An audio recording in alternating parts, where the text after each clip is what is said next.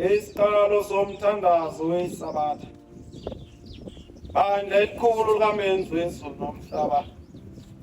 Sesingena ekuhlonipheni mina enkulu yahlonishwa ubaba wethu umenzi wezulu nomhlaba. Indabankulu. Emqedeni kwakhe ukwenza izulu nomhlaba nento zonke.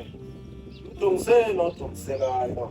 Abe njalo, akulutho, emhlabeni nakwezizwe, Jehova.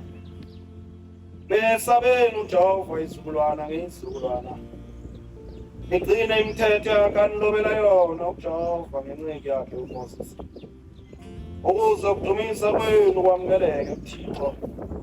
Indabankulu. Ukuba uma ningamdumisi ngemithetho yakhe, akayi kuyamukela imithandazo yenu, akasoze anehlisele ibusiso uma ningayilaleli imithetho yakhe.